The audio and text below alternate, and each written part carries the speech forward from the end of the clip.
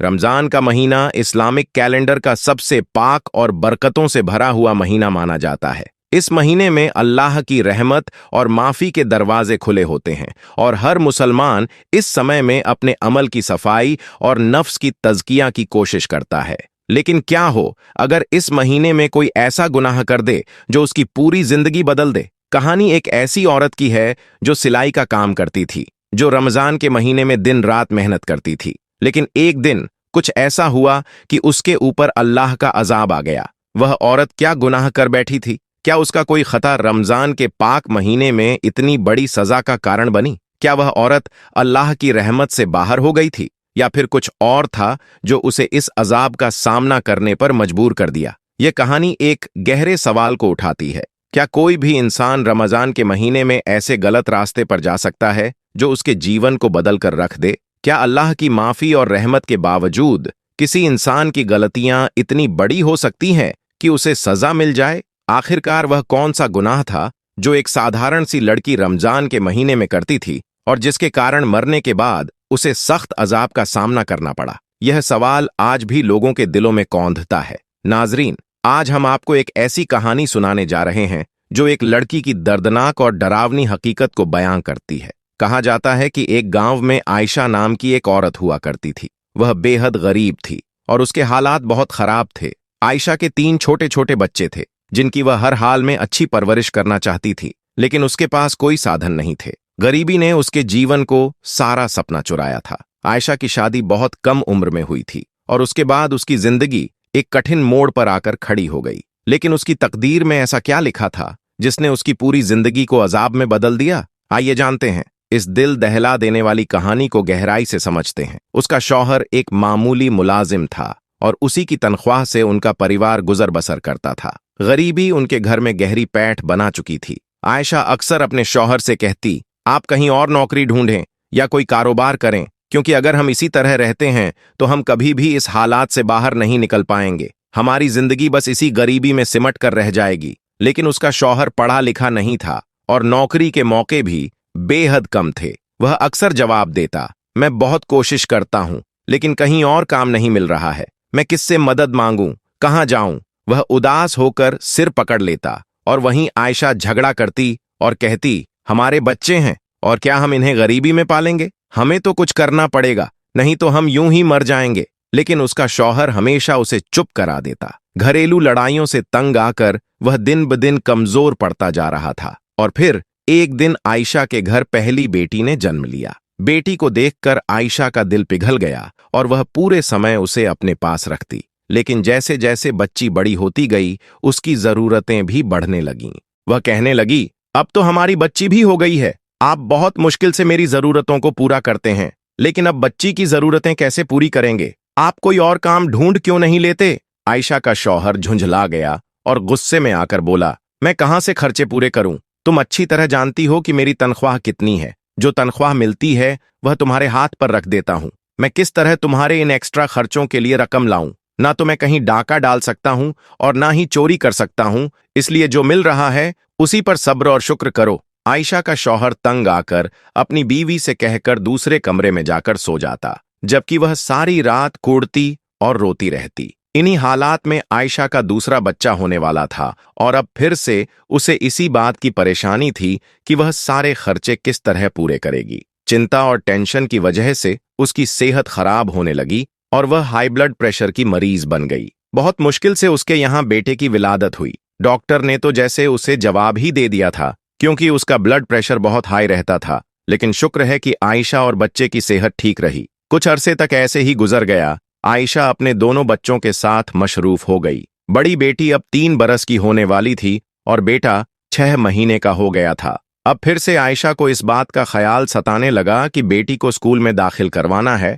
और इसके लिए उसे फिर से अच्छी खासी रकम की जरूरत थी। वह फिर से अपने शौहर के सामने हाथ फैलाकर खड़ी हो गई और उससे रकम का तकाजा करने लगी, जबकि उसका शौहर कहने लगा, मैं कोशिश करूंगा कि तुम्हें कुछ ज्यादा पैसे दे दूं, लेकिन तुम जानती हो कि आजकल के रोजगार के क्या हालात हैं। अगर मैंने अपने मालिक से ज्यादा पैसों का तकाजा किया तो कहीं यह ना हो कि वह मुझे काम से ही निकाल दे, और अगर मैं काम से फौर हो गया तो घर का खर्च चलाना भी मुश्किल हो जाएगा। यह सुनकर आयशा अपना दिल मारकर बैठ गई। लेकिन उसके दिल में इस बात की बहुत आरजू थी कि वह अपने बच्चों के लिए कुछ करे, उन्हें बेहतर जिंदगी देने के लिए और अच्छा खाना खिलाने के लिए उसे भी कुछ करना चाहिए। यही सोच सोचकर आयशा परेशान होती रहती, लेकिन उसकी समझ में कुछ नहीं आता था। इन्हीं दिनों में आयशा के मोहल्ले में एक औरत किराए पर रहने के लिए आई। वह आयशा के घर से 2 घर छोड़कर रहती थी। वह बेवा औरत थी, उसके 2 बच्चे थे और शौहर के इंतकाल के बाद वह अकेले जिंदगी गुजार रही थी। आयशा की उससे आते जाते सलाम दुआ होने लगी और तब उसे पता चला कि वह औरत घर पर कपड़ों की सिलाई करती है और इसी से अपनी गुजर बसर करती है। उस औरत का नाम आरजू था। आयशा को यह काम बड़ा आसान लगा और उसके दिल में ख्याल आया कि उसे भी अपने हालात बदलने के लिए लोगों के कपड़े सिलाई करने चाहिए। इस तरह शायद उसके बच्चे भी बेहतर जिंदगी गुजार सकें। यही सोचकर आयशा ने आरजू से बात की और कहा, मुझे भी सिलाई सिखा दें। मैं चाहती हूं कि मेरे हालात भी बेहतर हो जाएं। मेरे शौहर की कमाई में मेरा गुजारा नहीं होता, जिसकी वजह से मैं बहुत सारी चीजों पर अपना दिल मारकर बैठ जाती हूं। मेरे बच्चों को अच्छे कपड़े नहीं मिलते, उन्हें अच्छा खाने को नहीं मिलता। मैं बहुत परेशान होती हूं। आप अगर मुझे भी सिलाई सिखा देंगी तो मेहरबानी होगी। शायद इस तरह मेरी भी मुश्किल आसान हो जाए। आयशा ने आरजू से दरख्वास्त की। आरजू ने फौरन रजामंदी दे दी और कहने लगी, अरे यह तो कोई मुश्किल बात नहीं है। तुम रोज मेरे पास आया करो। मुझे पूरी उम्मीद है कि तुम जल्द ही यह काम सीख लोगी। यूं आयशा ने आरजू के पास जाना शुरू कर दिया। वह रोजाना बच्चों को स्कूल भेजकर आरजू के पास आ जाती। आरजू के बच्चे भी स्कूल चले जाते थे और वे दोनों बैठकर कपड़ों की सिलाई करतीं। आयशा धीरे धीरे काम सीख रही थी और फिर बहुत जल्द उसके काम में बढ़ोतरी आने लगी। अब तो वह आरजू की मदद के बिना भी सूट सिलने लगी थी। जिस दिन उसने पहली बार एक सूट सिलाई किया, उस दिन वह बेहद खुश हुई और खुशी खुशी उसने अपने शौहर को भी इस बारे में बताया। लेकिन उसके शौहर ने यह बात सुनकर कोई खास खुशी का इजहार नहीं किया, बल्कि कहने लगा, अरे ये सूट सिलकर तुम कितने पैसे कमा लोगी? मुश्किल से तुम्हें चंद रुपए मिलेंगे। तुम जानती तो हो कि यहाँ के हालात कैसे हैं। हमारे जैसे ही लोग यहाँ पर रहते हैं जो सिलाई के नाम पर तुम्हें चंद रुपए ही देंगे। आयशा के शौहर की बातों ने उसका दिल तोड़ दिया, जिससे वह चुप की चुप रह गई। लेकिन उसने सोच लिया था कि एक बार हिम्मत करके अपने हालात को बदलने की कोशिश जरूर करेगी। यही सोचकर उसने अब घर में बाकायदा कपड़े सिलाई करने शुरू कर दिए। शुरुआत में उसे बहुत कम काम मिलता था, लेकिन फिर धीरे धीरे जैसे जैसे उसके काम में सफाई और नफासत आती गई, वैसे वैसे उसे ज्यादा काम मिलने लगा। अब तो आयशा बेहद मसरूफ रहने लगी थी। वह कपड़े सिलाई करती और अक्सर घर के कामों और बच्चों को नजरअंदाज करने लगी थी। इसी दौरान वह तीसरी बार हामिला हो गई और उसकी तबीयत काफी खराब रहने लगी। लेकिन इसके बावजूद आयशा ने सिलाई का काम नहीं छोड़ा, बल्कि वह लगातार कपड़े सिलती रही और बच्चों को नजरअंदाज करके अपने काम में लगी रही। तीसरी बार आयशा के यहाँ फिर से एक बेटी ने जन्म लिया और अब आयशा बहुत ज्यादा कमजोर हो चुकी थी। लेकिन इस दौरान भी उसने कपड़े सिलना नहीं छोड़ा। आयशा की बड़ी बेटी अब बड़ी हो रही थी। बड़े दोनों बच्चे स्कूल जाते थे और उनके सारे खर्च आयशा ही उठा रही थी, जबकि उसके शौहर की मामूली सी तनख्वाह में घर का 2 वक्त का खाना पूरा करना ही बहुत बड़ा काम था। आरजू अब यहां से जा चुकी थी, क्योंकि इस घर का किराया बढ़ चुका था और आरजू इतना किराया नहीं दे सकती थी। इसलिए उसने कहीं और एक सस्ता घर किराए पर ले लिया। आयशा ने दिन रात मेहनत मजदूरी करके, लोगों के कपड़े सिलाई करके और कष्टे डालकर एक छोटा सा प्लॉट खरीदा था। उसका इरादा था कि जल्द ही इस पर एक घर तामीर किया जाए, क्योंकि वह किराए के घर से तंग आ चुकी थी और अब इस झंझट से निजात पाना चाहती थी, क्योंकि उसके बच्चे बड़े हो रहे थे। उनके खर्चे भी उसी हिसाब से बढ़ रहे थे। आयशा की आंखों पर अब चश्मा लग चुका था और वह पहले से कमजोर हो गई थी। उसे अपने शौहर से कोई लगाव नहीं रहा था। उसका शौहर भी मेहनत और मजदूरी करके रात को थका हुआ आता था और आयशा की थोड़ी सी तवज्जो के लिए तरसता था। इसी दौरान रमजान के रोजे शुरू हो चुके थे और तभी एक दिन न जाने क्या हुआ कि आयशा की हालत बिगड़ने लगी। उसका सांस उखड़ने लगा था और वह बेहद कमजोरी महसूस कर रही थी। आयशा ने अपनी तबीयत को नजरअंदाज किया और मशीन पर बैठकर कपड़े सिलती रही। लेकिन कुछ ही देर गुजरी थी कि वह बेचैनी से अपने सीने को मलने लगी। ऐसा लग रहा था जैसे कोई भारी बोझ उसके सीने पर रखा है। उसने अपने सीने पर दबाव महसूस किया तो एकदम घबरा कर उठी और पानी पीने के लिए किचन की तरफ गई। उसके तीनों बच्चे अंदर कमरे में सो रहे थे, क्योंकि उन्हें सुबह सहरी के लिए उठना था, जबकि आयशा सहरी तक जागती रहती थी और कपड़े सिलती रहती थी। उस वक्त जब वह किचन में आई तो पानी का गिलास हाथ में उठाया और जैसे ही होठों से लगाया, अचानक उसके हाथों से जान निकल गई और वह जमीन पर गिर पड़ी। ना जाने कितनी देर तक वह इसी हालत में पड़ी रही। जब उसके शौहर की आंख खुली तो वह पानी पीने के लिए किचन में आया और वहां आयशा को जमीन पर पड़ा देख घबरा गया। उसने आयशा को हिलाया दुलाया और आवाजें देने लगा, लेकिन आयशा की रूह पहले ही अपने आखिरी सफर पर रवाना हो चुकी थी। आयशा का शौहर बेहद परेशान हो गया। वह सोच भी नहीं सकता था कि आयशा अचानक उसे छोड़कर चली जाएगी। उसने दीवानों की तरह उसे आवाजें दीं, लेकिन सब बेकार रहा। आयशा मर चुकी थी और इस वक्त मरी हुई हालत में किचन में गिरी हुई थी। उसके शौहर ने बहुत मुश्किल से उसे उठाकर चारपाई पर लिटाया। बाप की चीख पुकार सुनकर उसके तीनों बच्चे भी जाग गए थे। उन्हें तो इस बात की खबर ही नहीं थी कि उनका कितना बड़ा नुकसान हो गया है। उनकी मां इस दुनिया से रुखसत हो चुकी थी, लेकिन वे इस सच्चाई से अनजान थे।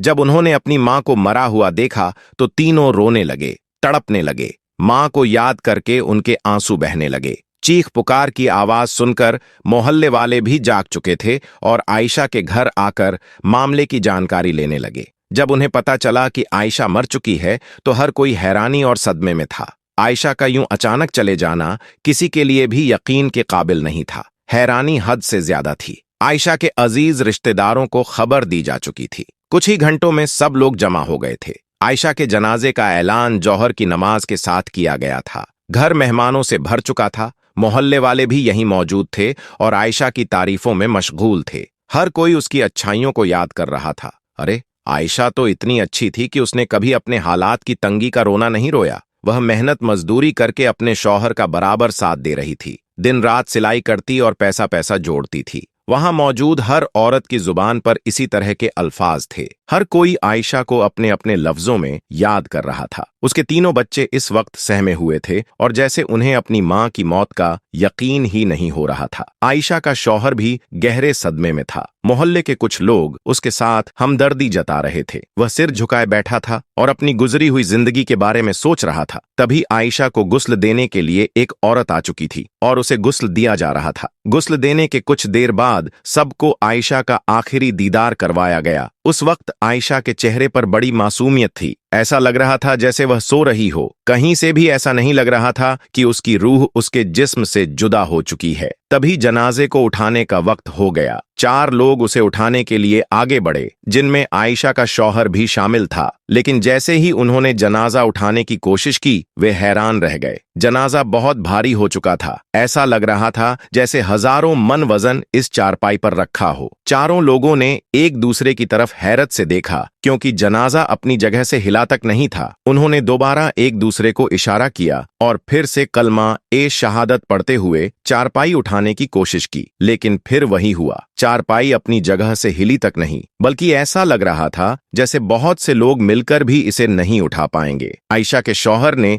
बाहर से 2-3 और लड़कों को बुलाया और उनसे मदद करने को कहा। वे लड़के भी आकर जनाजा उठाने लगे, लेकिन अब की बार फिर से वही मामला सामने आया। आयशा की मैयत हिल भी नहीं रही थी, बल्कि अब तो ऐसा महसूस हो रहा था जैसे यह मनोवजन की हो गई हो। अब मामला संगीन हो चुका था। वहां मौजूद औरतें आपस में बातें करने लगीं। अरे, मैयत इतनी भारी क्यों हो गई? क्या आयशा इतनी गुनहगार थी कि उसके गुनाहों का बोझ उसकी मैयत में शामिल हो गया? अब मैयत कैसे उठेगी? हर कोई अपने अपने अंदाज में तजुर्बा कर रहा था। आयशा का शौहर भी बेहद परेशान था। वह चाहता था कि लोग इस तरह की बातें न करें। उसने सबको चुप कराने की कोशिश की, लेकिन वहां मौजूद औरतों की जुबान रुक नहीं रही थी। सबके चेहरों पर परेशानी थी, क्योंकि किसी को समझ नहीं आ रहा था कि अब मैयत को दफनाने के लिए कैसे ले जाया जाए। तभी मजमे में से एक बुजुर्ग, जो अल्लाह वाले शख्स थे, आगे आए। उन्होंने हालात के बारे में पूछा तो आयशा के शौहर ने उन्हें सारी कहानी बताई। यह सुनकर बुजुर्ग कहने लगे, यकीनन आयशा ने अपनी जिंदगी में कोई ऐसा गुनाह किया है जिसकी वजह से आज यह मामला पेश आ रहा है। जब तक इस मसले को हल नहीं किया जाएगा, तब तक इसकी मैयत नहीं उठेगी। फिर उन्होंने वहां मौजूद लोगों से कहा, याद करने की कोशिश करो कि आयशा अपनी जिंदगी में कौन सा ऐसा काम करती थी जिसकी वजह से यह सब हो रहा है। बुजुर्ग की यह बात सुनकर आयशा का शौहर सोच में पड़ गया, लेकिन उसे कुछ समझ नहीं आ रहा था कि आखिर ऐसा कौन सा गुनाह हो सकता है जिस पर आयशा की पकड़ हो गई थी। आयशा के बच्चे भी एक कोने में सहमे हुए खड़े थे। वे हैरानी से कभी अपने पिता की तरफ देखते और कभी सदमे में माँ की मैयत की तरफ। उन्हें भी इस हालात की कोई समझ नहीं आ रही थी। तभी कुछ देर सोचने के बाद आयशा का शौहर कहने लगा, ए अल्लाह वाले नेक बुजुर्ग, आयशा तो बहुत अच्छी थी, घरेलू मामलों में भी ठीक थी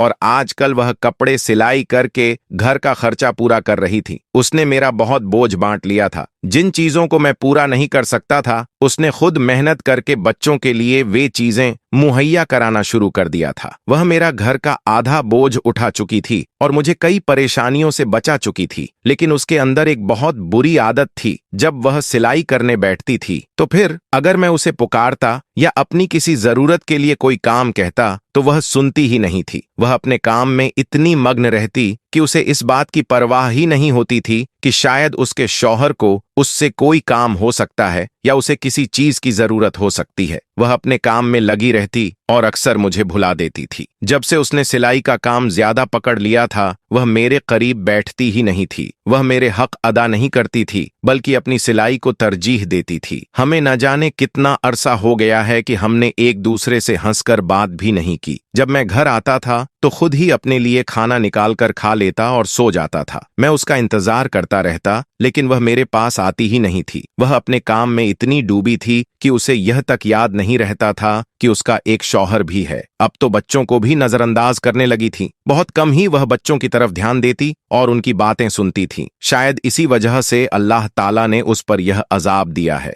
बेशक वह अपना काम करती रहती, लेकिन उसे शौहर के हुकूक का ख्याल रखना चाहिए था। वह अपने शौहर के हक को पूरी तरह भुला चुकी थी और अपने काम को ही सब कुछ बना लिया था। आयशा के शौहर की ये बातें सुनकर वहां मौजूद कई औरतें आपस में नजरें चुराने लगीं। उन्हें इस बात पर यकीन ही नहीं आ रहा था कि यह छोटी सी गलती इतने बड़े अजाब का सबब बन सकती है और फिर अल्लाह इस पर इतना बड़ा अजाब दे सकता है। वे औरतें इस हालात पर दंग रह गईं, जबकि आयशा का शौहर यह सब कुछ बताकर जैसे शर्मिंदा सा महसूस कर रहा था। तभी अल्लाह वाले बुजुर्ग आगे बढ़े और आयशा के शौहर के कंधे पर हाथ रखकर कहने लगे, बेटा, अब वह इस दुनिया से गुजर चुकी है। उसने जो कुछ भी किया उसे उसकी सजा मिलेगी, लेकिन इस वक्त मामला यह है कि उसकी तदफीन का इंतजाम किया जाए और उसे यहाँ से कब्रिस्तान ले जाया जाए। मैं तुमसे दरख्वास्त करता हूँ कि एक बार अपनी बीवी को माफ कर दो। उसने जो कुछ भी तुम्हारे साथ किया, उसकी सारी गलतियों और खताओं को भुलाकर खुले दिल से उसे माफ कर दो, ताकि उसकी मैयत को यहाँ से ले जाकर उसे दफन किया जा सके। वाकई अल्लाह ताला उसे उस अमल की सजा जरूर देगा जिसकी वजह से उसने तुम्हें नजरअंदाज किया और अपने शौहर को पूरी तरह भूल गई। अल्लाह वाले बुजुर्ग की यह बात सुनकर आयशा के शौहर ने गहरी सांस ली और कहा, मेरे बुजुर्ग, मैं अपनी बीवी को अल्लाह की रजा के लिए माफ करता हूँ। उसने जो कुछ भी मेरे साथ किया मैंने वह सब भुला दिया। अल्लाह उसे माफ करें और उसकी अगली मंजिलें आसान करें। यह सुनकर बुजुर्ग ने मुस्कुराते हुए वहां मौजूद सब मर्दों से कहा, ठीक है, अब आप लोग मैयत को उठाइए और कब्रिस्तान की तरफ रवाना हो जाइए। पहले तो सब झिझक रहे थे कि न जाने अब भी मैयत उठेगी या नहीं, लेकिन जब सबने मिलकर चारपाई को हाथ लगाया तो वह ऐसे उठ गई जैसे फूलों जितनी नाजुक हो। सबने कलमा ए शहादत पढ़ते हुए कब्रिस्तान की तरफ रुख किया, जबकि पीछे औरतें आपस में शर्मिंदा सी एक दूसरे से नजरें चुरा रही थीं। प्यारे दोस्तों, यह आज का वाकया आपके सामने वीडियो की शक्ल में पेश किया गया है। इस वाकये से आपने जरूर कोई न कोई सबक सीखा होगा। मजीद ऐसे ही सब कमोज वाकयों के लिए अभी हमारे चैनल को सब्सक्राइब कर ले। साथ ही वीडियो को लाइक और शेयर करना न भूले। हम फिर हाजिर होंगे, तब तक के लिए अपना ख्याल रखें। अल्लाह हाफिज।